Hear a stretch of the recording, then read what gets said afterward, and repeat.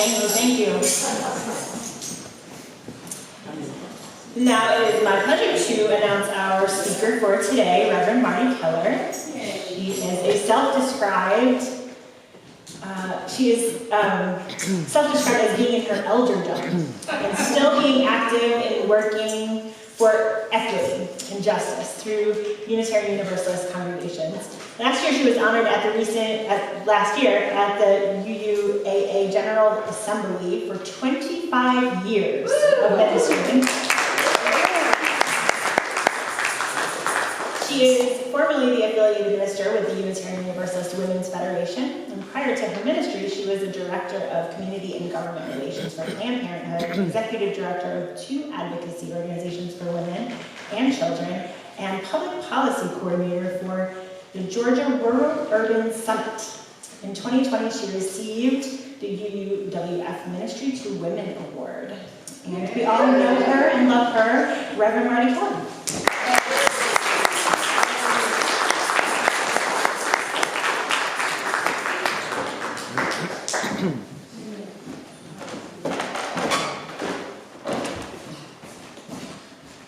So before I go any further, Richard is with Ben at the opening weekend of the Braves. In case you were missing him. I've been a Braves widow already. He came from Brooklyn, and basically that's the reason he came. So my thanks to you, colleague Reginald Zatoli, for the words of this ritual. I did not write much of it. I found one that was really well done, and I'm using it for you. Before we begin our flower ceremony, our flower communion, and I was a little afraid to use those words, flower communion, this morning, I wanted to put it in a little bit of context. As we celebrate this congregation's 50th year, and I think we should just keep applauding it all around. We remember our history. We remember how we started, our roots and our branches. Yes, we are a spiritual community based on existentialist principles and feminism.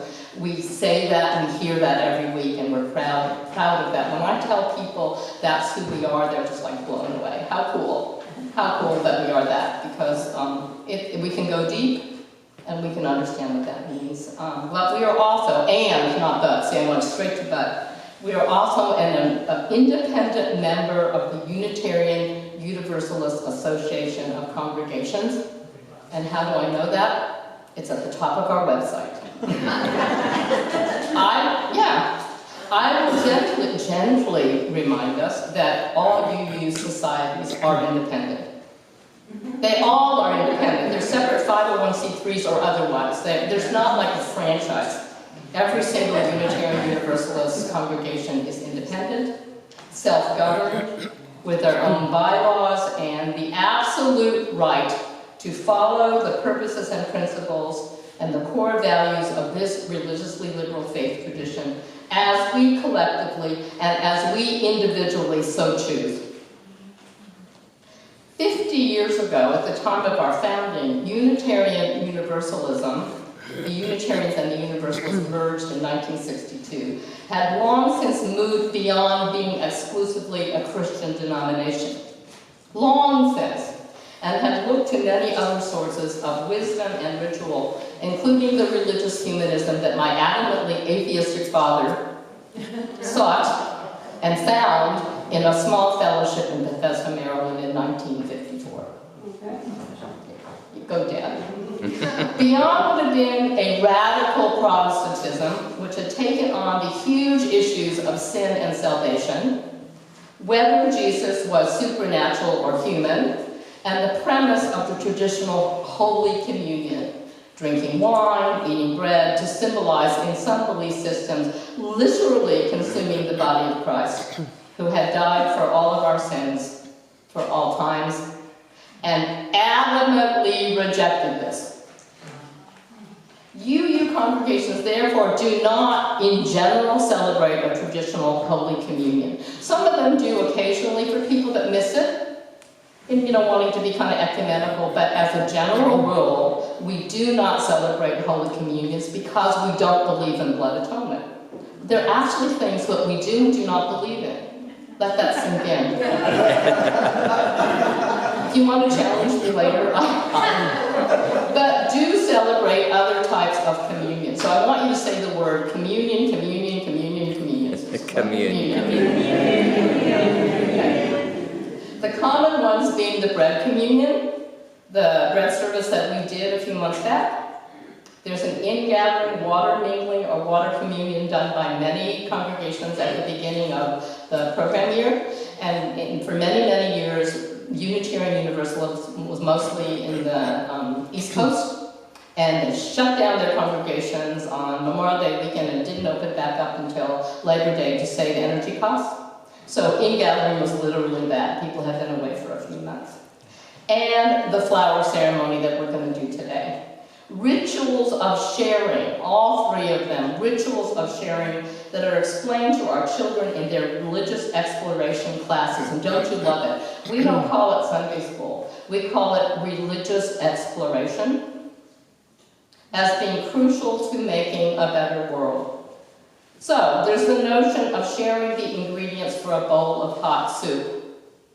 Stone soup, right, for example. The example of sharing that happens at our congregational potluck that we have here every month. So someone brings desserts, and sometimes everybody brings dessert. Someone else brings vegetables, and another person might set up the tables and chairs. And another sharing, we are told, that is harder to see. At this and other UU-affiliated congregations, we also share more than just material things, like food and furniture. We share our hopes and our dreams. We share our fears and laughter and tears, like we just did. When we gather in this celebration of life service each Sunday, we might choose to share our joys and sorrows aloud, or we might share feelings on ideas up here at the pulpit, which we think are important. And then the UU ceremonies, which are also about sharing connections.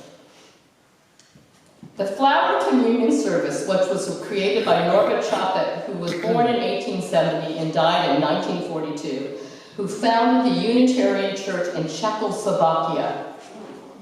He introduced his special service to that church on June 4th, 1923, because for some time he had felt the need for some symbolic ritual that would bind people more closely together than just sitting in individual seats every Sunday morning. The format had to be one that would not alienate people who had forsaken other religious traditions. So, the traditional Christian communion service with wine and bread was unacceptable to most of the members of his congregation because of their strong reaction against the Catholic faith. Couldn't do that. So he turned to the native beauty of their countryside for elements of a communion which would be genuine to them. This simple service was the result and was usually held around the summer solstice. It is now more typically held on or around Easter.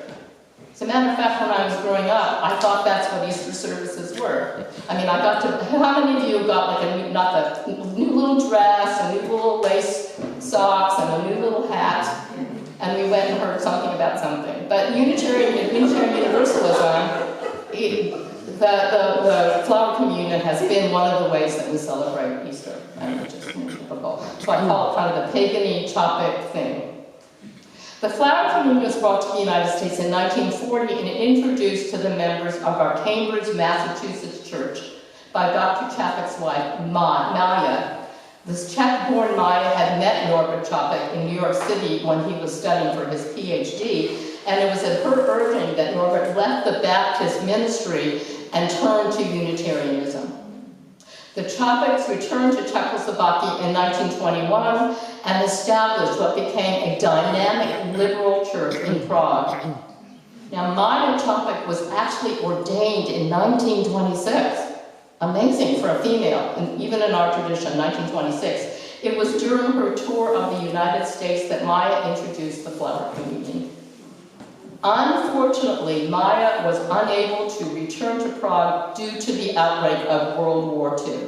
She got caught in this country, and it wasn't until the war was over that Norbert Chapek's death in a Nazi concentration camp was revealed. When the Nazis took control of Prague in 1940, They found Dr. Chopik's gospel of the inherent worth and beauty of every human being, as Nazi court records show, as being too dangerous for allowing him to continue to live. This gentleman, we remember, suffered a cruel, cruel death as a result of medical experimentation in a concentration camp. But his message of human hope and decency lives on through the flower ritual we are about to recreate. So the service does contain some original prayers of Dr. Chopik to help us remember the principles and dreams for which he literally died. From the beginning, the service has spread to many of our Unitarian Universalist congregations annually, but have been adapted along the way. So people were asked to bring a flower of their choice, either from their own gardens, or from the fields, or the roadside, or in my case, you can't farmer's market yesterday. That's fine. When they arrived at church, a large vase stood waiting in the vestibule. Each person was asked to place their own flower in the vase. They didn't hand it off to someone else. They did it directly. This signified that it was by their own free will that they joined with others. How existentialist. For their own free will, they had to actually physically put the flower in the vase and not give it to someone else. The vase that contained all the flowers was a symbol, therefore, of the united congregational fellowship. The significance of the flower communion is that just as no two flowers are alike, so no two people are alike, yet each of us have a contribution to make. Again, how existentialist and feminist. Together, the different flowers form a beautiful bouquet, or in our case, many bouquets. Our common bouquet would not be the same without the unique addition of every individual flower, and thus it is with our community. It would not be the same without each and every one of us. Thus, the service is a statement of what this community is about. You agree? This is what it is. By exchanging flowers, we show our willingness to walk together in our search for truth, disregarding all that might divide us. And how hard that is. Each person takes home a flower brought by someone else, thus symbolizing our shared celebration in community. This community of sharing is essential to a free people in a free religion. How many of you agree with that? So can you see why this is such an important tradition and how it really fits with who we are? So I'm going to tell you about the consecration of the flowers, and that's kind of a loaded word for many of us, consecration. It does mean dedication, it does mean blessing, the consecration of the flowers. Whenever Dr. Chopik conducted a flower communion, he would say this proverb as he consecrated the flowers. And just picture that I am over there and I am taking his place very badly and consecrating the flowers. Infinite Spirit of life, we ask your blessings on these messengers of fellowship and love. May they remind us, amidst diversity of knowledge and gifts, to be one in desire and affection. May they also remind us of the value of comradeship, of doing and sharing alike. May we cherish friendship as one of our most precious gifts. May we not let awareness of another's talents discourage us or sully our relationships, but may we realize that whatever we can do, great or small, the efforts of all of us are needed to do the work of the world. And that's what Marti was talking about this morning. Just amazing. So now it is time for us to share again, because those of you who brought flowers up did the first part, putting your flower, getting a flower and putting it in a vase. I ask that as you each in turn approach the communion vase, do so quietly, reverently, with a sense of how important it is for each of us to address our world and one another with gentleness, justice, and love. I ask you to take your chosen flower, different from the one you brought to the vase, but particularly appeals to you. As you take your flower, note its particular shape and beauty. Please remember to handle it carefully, because it is a gift that someone in this congregation gave to you. It represents the person's unique humanity and therefore deserves your kindest touch. Let us share in this Unitarian Universalist ritual of oneness and love. So I'm suggesting that we go by section. Start with this section, walk up, get a flower, and then go back to your seat, and then I'll call the next section and the next section. And I'm going to sing a little thing that we sing once in a while. You can either sit in silence, watch how people carefully choose their flower, or you can join with me. And from you I receive to... Well, give me your notes. From you I receive, to you I give. Together we share, and from this we live. From you I receive, to you I give. Together we share, and from this we live. From you I receive, to you I give. Together we share,